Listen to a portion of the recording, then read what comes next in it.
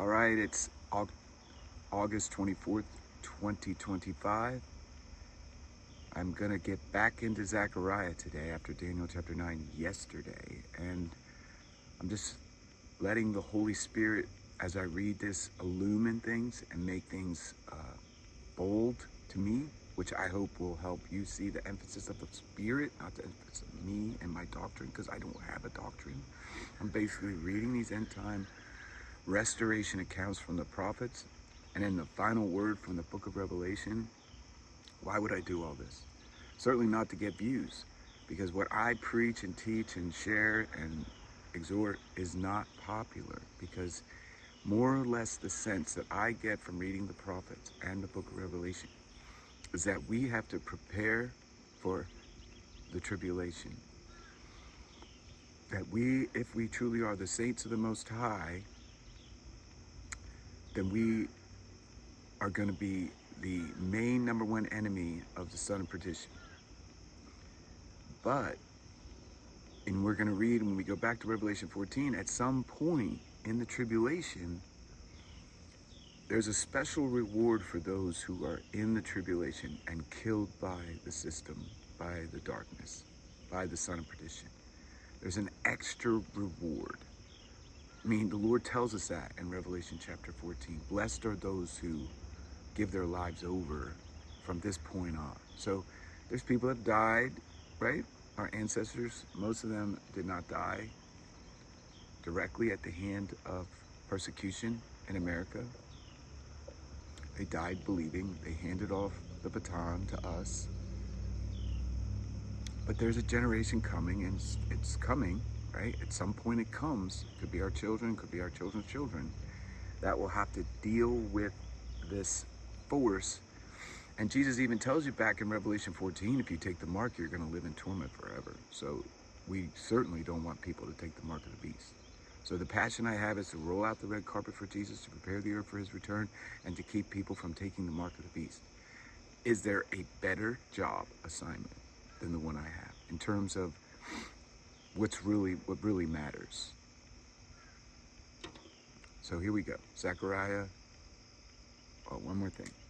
So what the Lord's been telling me over the last couple days is that because he's the Alpha and the Omega, he declares the end from the beginning. So when you see Adam in the garden, the last one created to put in charge of everything God made, except for the stars, the sun and the moon, that's under his feet.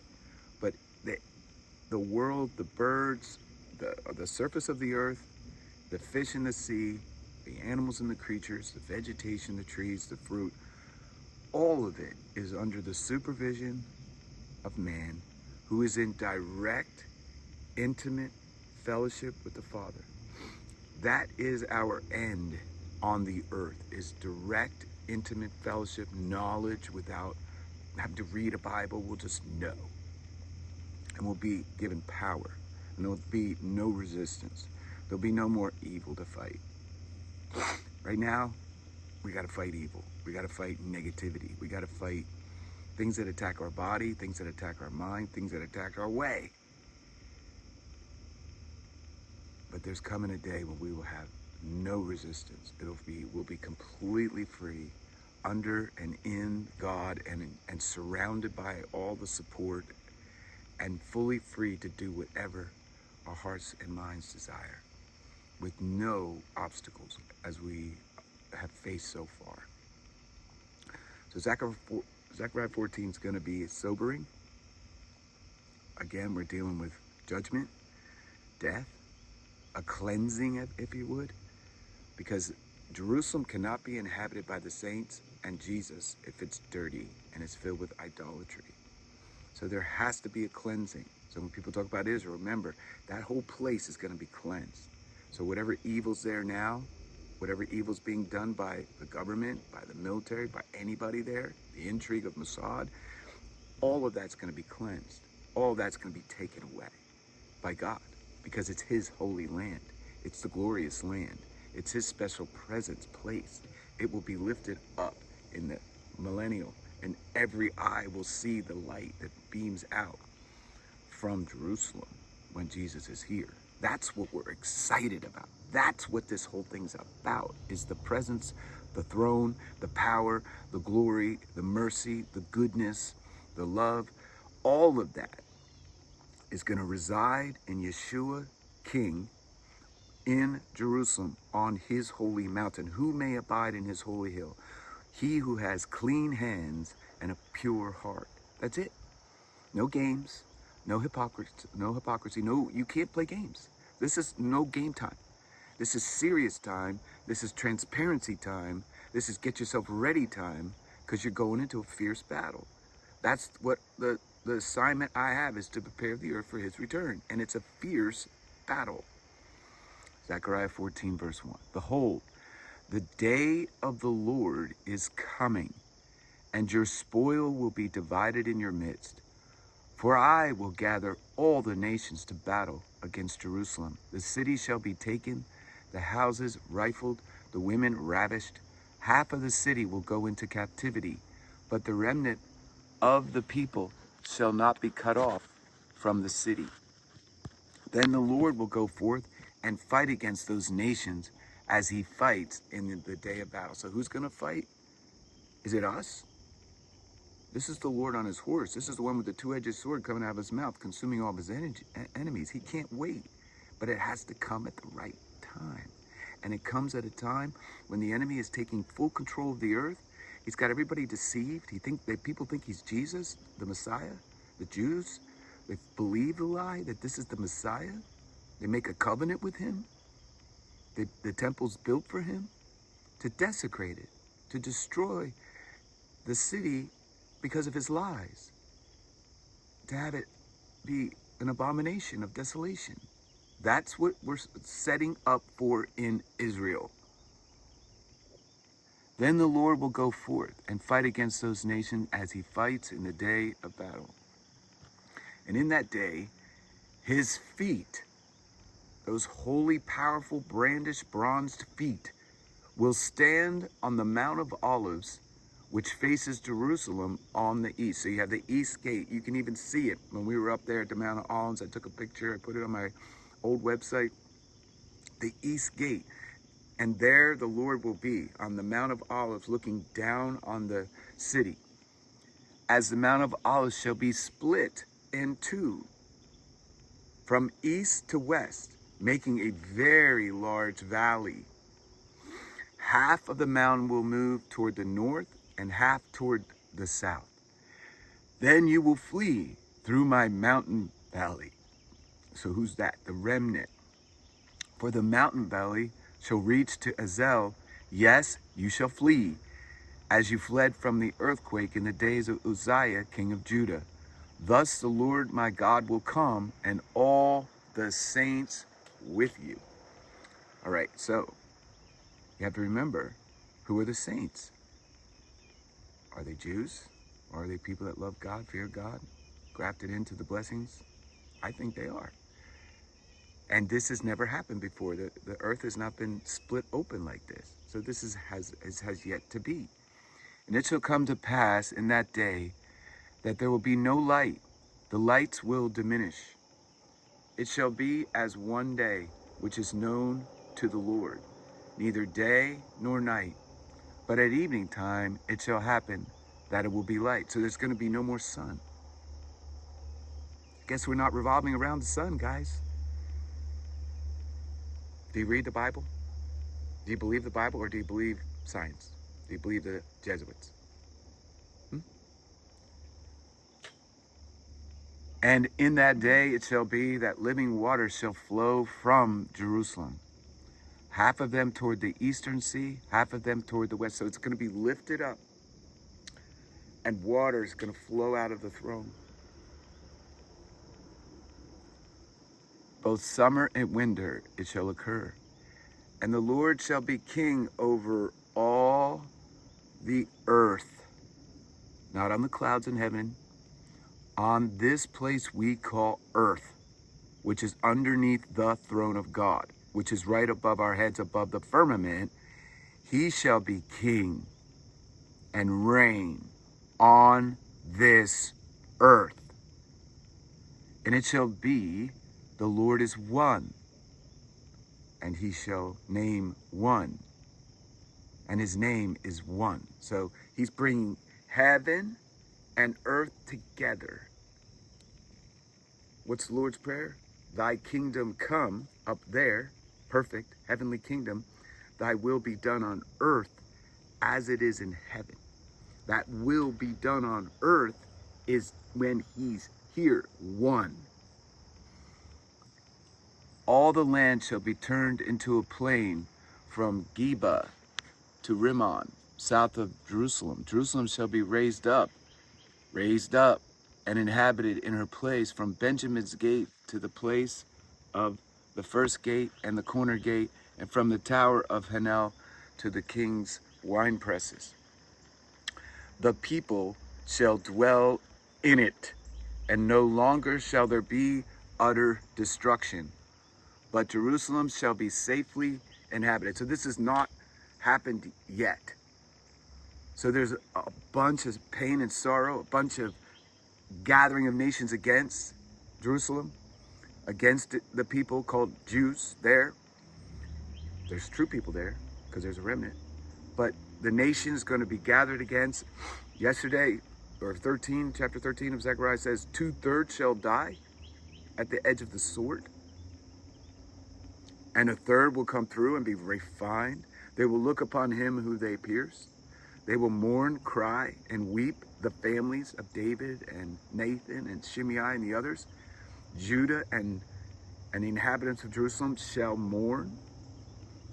They know they killed their Messiah. They pierced him. Meaning blood flowed out of his body because they said, crucify him. They sacrificed the Lamb of God, the Passover lamb, the lamb that takes away the sins of the world. That's what happened in 30 AD. And that blood fell on the earth, and that redeemed the dirt. That redeemed the whole entire earth, to the whole outer perimeter, to the depth, because he went down, Jesus did, and preached to the sons of disobedience who caused the worldwide flood. The Nephilim, we call them the sons of disobedience, who control right now the atmosphere, the mind. They tell you lies to trick you, to make you think Jesus is far away, or we don't know where he is, and oh, we're spinning. That's torture. When you torture MK Ultra, you know one of the torture modalities is, because we dealt with this with our daughter. They spin you. What happens when you get spun? You get dizzy. You lose perspective. You lose locality. You lose reference. They spun us, and you fell for it. We're not spinning. You think Jesus, when he died on the cross, was spinning the earth under the eye of his Father? Jesus is the very creator. And you're saying, if you believe in the lie of the globe spinning, that while he was on the cross, he was spinning underneath the eye of God. That's disgusting to think about. Yet you don't abhor and hate the lie like I do. I hate that lie so much. That's why it's emphasized, because it's all of Scripture. Heaven up, earth down. And you are believing lies. And those lies hurt. They hurt you. They hurt your heart. They hurt your mind. You can't read the Bible like I read the Bible. I see it simple. I see it basic. I see up and down. I see circle. I see Jesus' arms stretched out like this, east and west, across the surface of the earth. And it touches everything, right? His love, his mercy, his head is pointed toward the throne. His feet are on right above the earth that he purchased with his own precious blood. This is the simplicity of the gospel. The end declares the beginning. The beginning is Adam is under the eye of God, perfect fellowship with the Father, walking in a glorious garden. That's what it's going to be. That's what it's talking about here. Jerusalem shall be safely inhabited, and this shall be the plague with which the Lord will strike all the people who fought against Jerusalem. Listen, their flesh shall dissolve while they stand on their feet. Their eyes shall dissolve in their sockets, and their tongues shall dissolve in their mouths. And it shall come to pass in that day that a great panic from the Lord will be among them. Everyone will seize the hand of his neighbor, and raise his hand against it. So like the Midianites, they're going to kill each other off.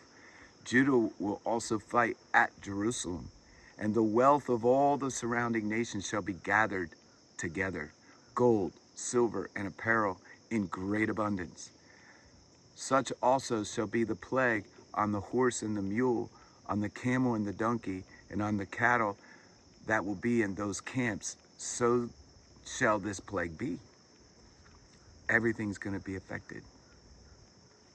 And it shall come to pass, and this is now in the millennial period. I mean, if you don't think so, just listen. And it shall come to pass that everyone who is left of all the nations, so there's going to be people left over after all the destruction, which came up against Jerusalem, they shall go up from year to year to worship, where? Jerusalem, the King, who's in Jerusalem, the Lord of what? Hosts. That's right there. He owns the hosts, which is right above our head, the Lord of hosts. And keep the feast, not of Passover, not of Sukkot, but of tabernacles. Will be a feast of tabernacles every year. And it shall be that whichever of the families of the earth do not come up to Jerusalem. So it's families. It's not national nations as we know it today.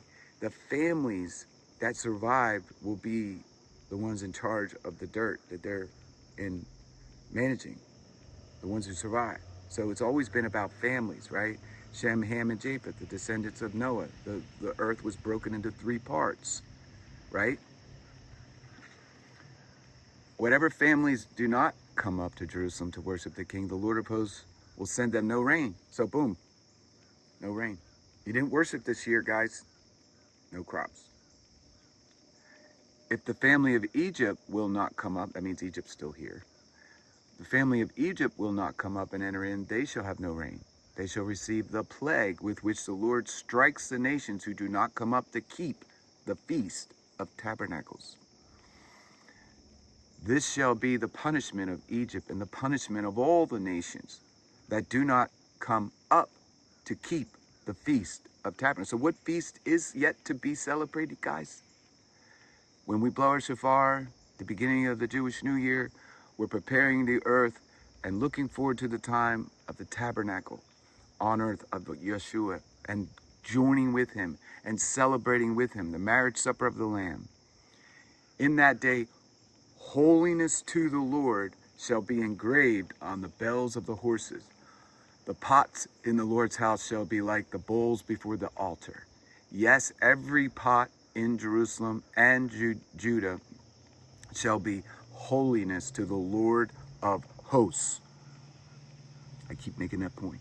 Study the word host. What does it mean? Host of heaven, the Lord of hosts. Everyone whose sacrifices shall come and take them and cook in them. In that day there shall no longer be a Canaanite in the house of the Lord of hosts. Meaning, there is right now Canaanites, descendants of Cain. We look at Israel today. What do we see? Descendants of Cain. They don't have a clue. So we don't worry about the politics. We know that the Lord himself is going to deal with all the evil in America and Russia and China and all over the earth. He's going to cleanse the earth. He's going to defeat all these principalities that have these guys pretending to be power brokers. Well, they are. They're given power. But they will all be defeated. Every last one of them, all his enemies will be brought under the throne of Jesus. And he's going to defeat them. We can't. He's coming down. So when I pray and I do spiritual warfare, I'm saying he's coming to get you. And he is going to protect us. And he is going to do things for us. Just as he did for Abraham. Just as he did for Moses at the Red Sea, burying Pharaoh's army. Just as he did for David, killing Goliath. Right? Just as he did for Elijah on top of Mount Carmel. And all the great men in the Hall of Fame of Faith, the Lord met them. Some of them were cut in half and thrown away. But they died in faith. Some of them were given stuff. And right now we are believing for dirt. We are believing for opportunity to raise up that dirt in a beautiful way, to bring honor to his name. May God bless you all. Shalom.